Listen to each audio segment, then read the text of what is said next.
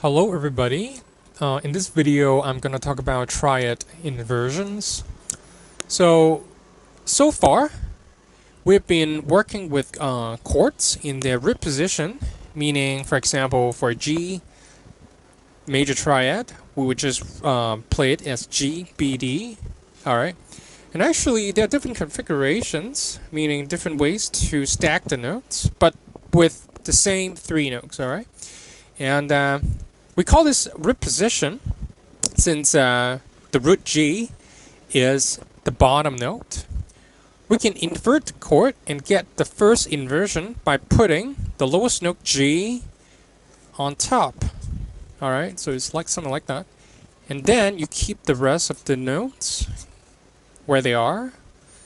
And this time you have the B as the bass, right? So the lowest note is our bass.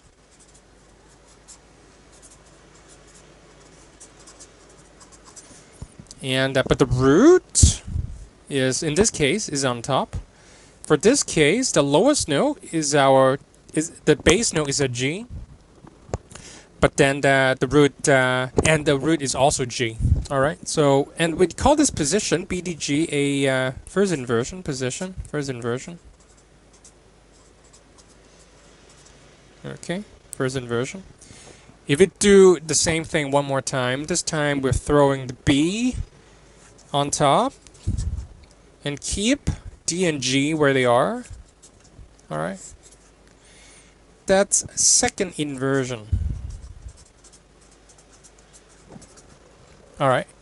And the bass note would be D. The lowest note would be D. The root right now is in the middle, and the top note is a third. All right. So we have this configuration: root, third, fifth, and we call this a root position. We have this 3, fifth, and then the root. And when we have third in the bass, we call it the first inversion. All right. When we have the fifth in the bass, that's our second inversion. So that's basically what it means in reality. When we are saying we want a first inversion chord, what we really want is a third in the bass. So that's something worth repeating. Second inversion means we want a fifth in bass. So sometimes we would see slash chords like this. For example, a G on B, and that's actually just a first inversion. G major triad, alright? So you can have G on D, and that's actually just a second inversion. G major triad. Alright?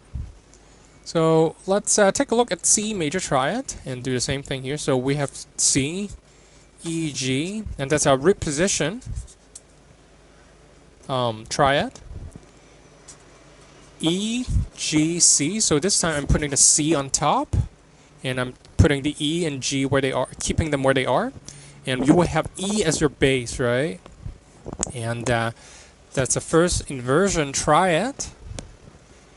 If you do the same thing, put the E on top, keep G and C where they are, you will have your second inversion. So you have fifth in the bass. Again, worth repeating, the lowest note is called the bass note. Alright? It's as simple as that.